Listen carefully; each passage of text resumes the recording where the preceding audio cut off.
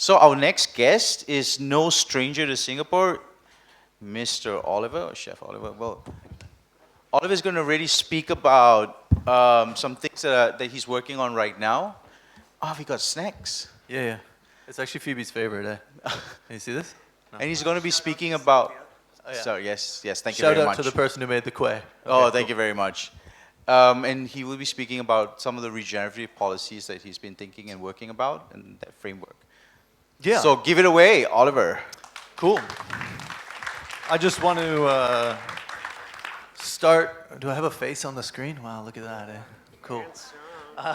Yeah, so I just wanted to start with a round of thank yous, actually. So I think Takeda, for Darren and Lisa to putting this together, and Ivan for reaching out to the rest of the speakers today for insight and time. It's much appreciated. And also to the projector for having us and the audience for coming out. I do have some random slides. You want to just they're just all like this. And they're just wallpaper. I just wanted to have beautiful stuff on screen while I'm in a place where I always come to see beautiful stuff on screen, but I'm not a huge fan of visual aids. So yeah, we're going with some environmental stuff that should help mitigate any climate anxiety that I bring up during my talk. I am going to be sort of wading into that territory. And yeah, so if you get anxious and need to feel a little more zen, there's some stuff on the screen to just look at and breathe deeply. To introduce myself to those of you who don't know me, my name is Oliver. I've been a chef for 20 plus years, and I started out my career in the restaurant in Vancouver that founded the Oceanwise program, which is the sustainable seafood program for Canada. And from that inception, I've sort of had a focus on sustainability in my career, which back then was not the most common thread. But I moved from there to a restaurant in Ottawa, which pioneered farm to table in Ontario, where I'm from, where we had no suppliers and it was all direct lines to farmers. And from there, I moved into fine dining because I had these fantasies of, being the best chef in the world and all that garbage. And so I moved through the States and through some great restaurants in the States and great restaurants in Australia, and ended up sort of jading out of the fine dining scene and starting a company to do pop-up restaurants around the world. So we went from Japan, this is with my partner Phoebe here, but we went from Japan to Sri Lanka to Morocco to all over Europe, Canada of course, and through that we got to see slices of the global food web that I think are not necessarily universally in your face. And we got to live in spaces and have experiences with very visceral parts of the global food chains that left me at least a very uneasy person, and yeah, I have sort of framed what I've made my career trajectory into today. I came to Singapore initially to run a restaurant called Open Farm Community, which is the only in-soil farm and restaurant in Singapore, well, in urban Singapore. There's one in sort of Kranji territory. And that was a wonderful experience, and while I was there, I started the F&B Sustainability Council in Singapore. And since moving on at the start of this year, I started my new project, which is called Regrowth, which is about regenerative hospitality and trying to figure out a way for our industry as a whole and restaurants specifically to integrate into the environment rather than sort of stand apart from it, and what we can do outside of manipulation of the things inside the restaurant to become a more sustainable industry as a whole. And this is where we come to the sort of unfortunate part. You can just kind of move through the slides as you feel. If you feel like 1 minute was enough, do 3 minutes next time, whatever. Yeah, so I want to just frame the talk by talking about a little bit of the bad stuff that our industry does. And it's going to be pretty broad strokes, but just to sort of give us all a baseline to deal with and then propose maybe sort of a solution or at least an idea that's interesting. And I'm going to do this in an odd way by telling a little story. And it's a story that's a very old story from Greece, and it's about a guy named Daedalus. And some of you may be familiar with this character, but Daedalus kind of represents this, the composition of a genius and madman in Greek mythology. He will invent modern carpentry and how to build Greek homes, and then he'll kick his nephew off of a cliff because he thinks the kid's going to be smarter than him when he grows up. He will help a deranged Cretan queen mate with a bull, and then he'll build the labyrinth that houses the Minotaur and cages the offspring. So he's a very mixed character. But he's probably the most famous for, after being imprisoned by the Cretan king vis-a-vis woman and bull oriented actions, he will craft some wings out of feathers and beeswax and string in order to fly himself and his son Icarus across the sea. And the tale of Icarus is probably a familiar one. Daedalus warns him not to fly too low because the sea will moisten his feathers, and not to fly too high because the heat from the sun will melt the beeswax in his wings. And predictably, they get flying, and they're along this middle path, and Icarus decides he thinks he can fly higher than the sun. And whether it's the god of the sun or just the natural phenomena of the sun being warm, his beeswax melts, feathers fall down, crash, boom, into the ocean, dies, and Daedalus has to drag his body out of what is now called the Icarian Sea onto the island that we now call Icaria, and mourn his son's death. And for added hubris, his nephew that he kicked off a tower will come back in the form of a partridge and mock him while he's mourning his son. Standard Greek mythology stuff. It's really fun. And now this is a story that's open to a lot of interpretation. People see it as the folly of childhood or always listen to your father kind of stuff. But I think that my favorite interpretation of this story is about balance, because everybody thinks about how he flew too high and melted his feathers. But the warnings that came were not to fly too low and not to fly too high. And it was about finding this middle path of balance. So in our careers as chefs, I think we deal with the concept of balance very often. We deal with it in individual dishes, we deal with it in services, we deal with it in people, and we deal with it in sort of like, how touchy do you want to get, how simple or how complex can things be, but we don't often deal with it in terms of sustainability. And there is a balance that I'm interested in specifically, which is a balance between environmentalism and sort of capitalism, and how that gets reflected within our industry. So my whole career has been sort of about trying to find the most balance between sustainability and making money. So financial sustainability and environmental sustainability. And I'm sad to say that for most of our industry, the middle path is very, very rare. The best restaurants I've worked at, the ones that were founding sustainable seafood initiatives, are closed. The one that used only farmers as suppliers are closed. The most reprehensible restaurants in terms of environmental impact that we all know about are probably the most financially lucrative operations in the world. And I think that as an industry, we sort of have to decide on the theory of our soul and how we're going to move forward, because increasingly for me, it seems that the hospitality business is like business all caps, hospitality whisper, and I would really like to see that change. It's not always been like this, and I feel that something important to talk about is that the roots of our industry are ones that are founded on principles of hospitality. So the reason it's called the hospitality industry is because it's born of sort of the things you were talking about, where someone will have nothing but insist you don't bring anything to their house. This warmth and these ancient rituals of the magic of hospitality, of welcoming people, of feeding them, of providing nutrition, not just to friends but also to strangers, which are sacred in basically across the world, are an important reminder to us, or maybe can inform our decisions moving forward.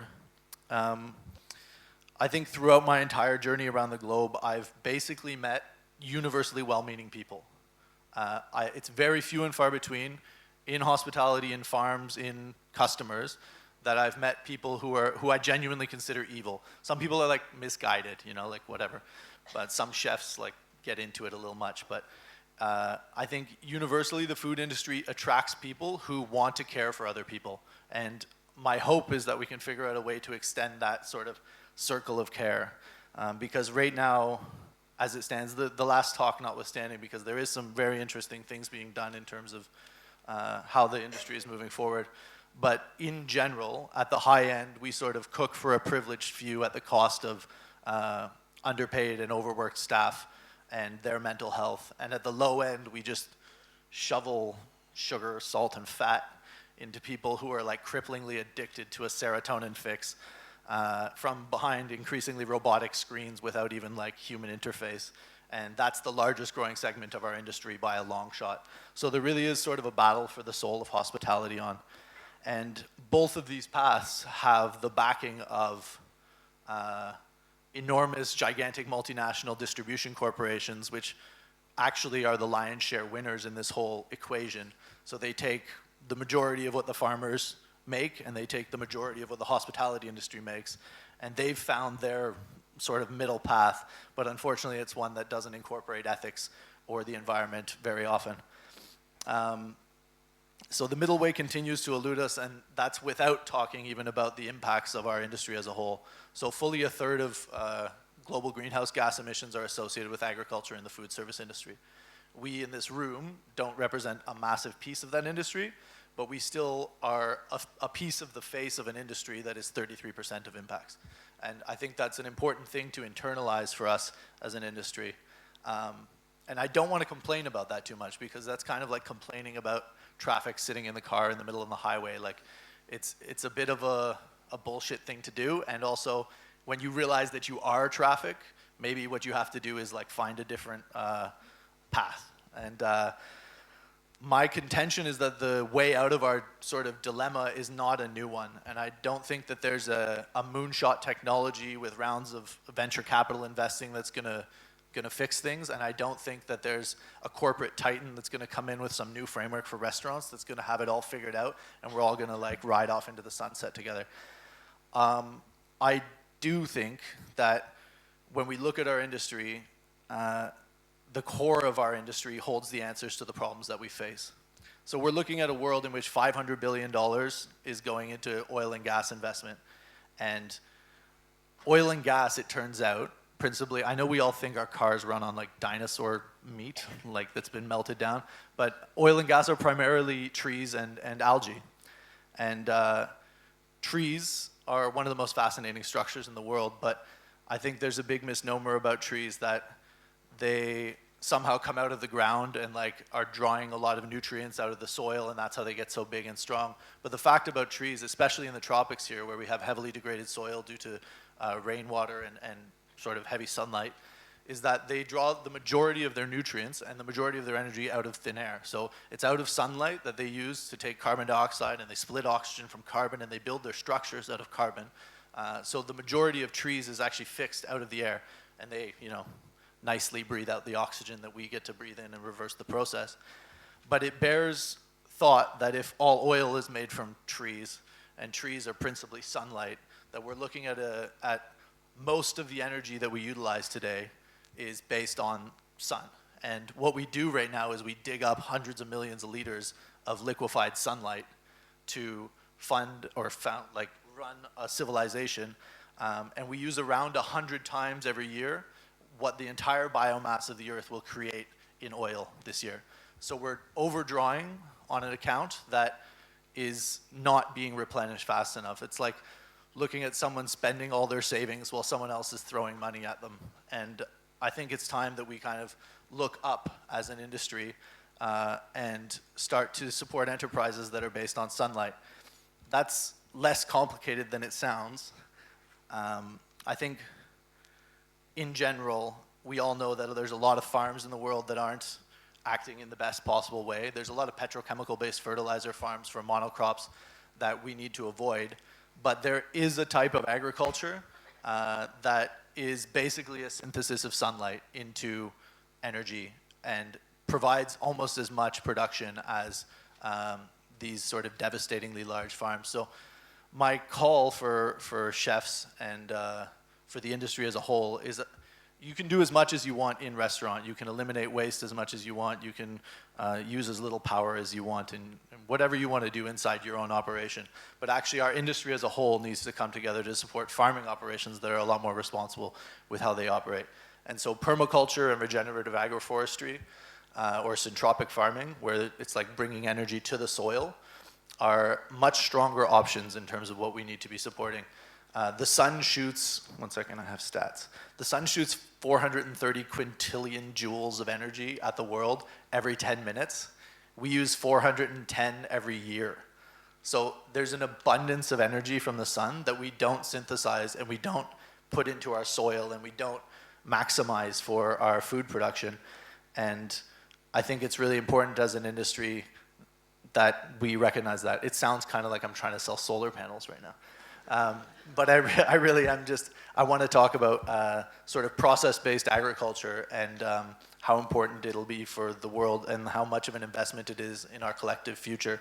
And I think it's important to recognize that as chefs, we have a very minimal sort of choice matrix in terms of what we're going to be able to do to affect the future of climate change. We are all sort of beset by the same vicissitudes of fate that everyone else is, and we don't have a lot of choices in terms of large multinational corporations changing their ways. But when we each make a decision to support farms that are doing things the right way, collectively we make a massive change. These farms are generally not more expensive and not more difficult to deal with than large international companies. I will say that in general they are more diverse, but as a chef, that's sort of your watchword, is to be creative and constantly shifting anyway. So for me, they're a very engaging framework to work with. And just to sort of underscore why we need this, I mentioned at the start of my talk that these would just be wallpaper, but every single environment that's been on the screen throughout the talk today is completely gone. It's been either degraded or destroyed. And I do think that that's something to just bring home, that we definitely need to change. For me, cooking with ingredients from these farms is in itself like a sort of sun worship. So farming in this way is basically like nature management, and cooking with these ingredients is a form of nature worship. And providing nutrient for people that's directly derived from sunlight is a sort of a beautiful ritual. And my cheesy call at the end here. I kind of want you all to like join this religion.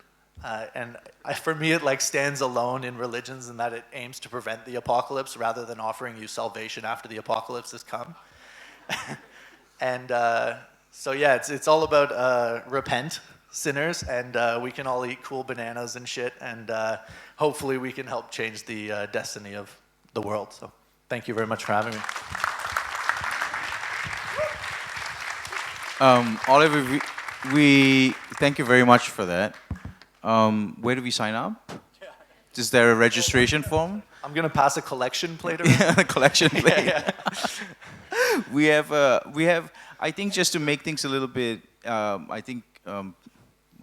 practical aspect to it is, what are your learnings about how to best achieve, or at least come close to, like, zero waste, while at the same time being financially secure as an F&B establishment? Yeah. So, I mean, there's a lot, like, what we've sort of done in our restaurant career has been focused primarily around that aspect.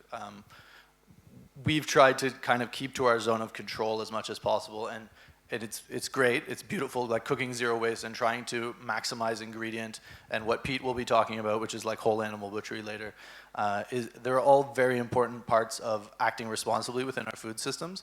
But I think that through my career, I've found that, like, it's kind of akin to how corporations pass the buck for environmentalism to consumers and go like, hey, you need to make the purchasing decisions. Like, of course, we'll provide you with like 10 different kinds of whatever it is, and 9 of them will be absolutely reprehensible, and 1 of them you can pick on the shelf that might be okay. And I think that that's what's happened in the restaurant industry, is that restaurants are shouldering all the responsibility for being environmentally friendly without passing any of the pressure upwards onto supply. And it's both pressure, but it can also be monetary. Like, I think that the biggest impact a single restaurant can have is to find farmers who work responsibly and support them as much as possible. And it's important to note that this doesn't necessarily mean local, because in the Singapore context, we import a lot. But it turns out that, like, if I found a sustainable, like a really good, let's say syntropic, like something that's fixing carbon farm in the United States, and then there was a farm in like right next door in Singapore, it's extremely likely that if the farm next door in Singapore is just sort of doing what we now call conventional agriculture, that it would be more sustainable for me to import an ingredient from the United States to use here, as long as that's a more sustainable ingredient, than it would be to use the one directly next door. So global transport is not a significant factor in this in general. So there are other reasons to support local, but I have a contention with this idea that local always equals sustainable. I in general think that supporting local is really good as long as you're driving a conversation, building relationships, and you're all going to change in a format that becomes more sustainable. But I think that it's a misnomer or sort of a mistreatment in order to like pull the wool a little bit. Yeah. Yeah, thank you very much for that. That was really insightful. Not at all, Like, pleasure. round of applause for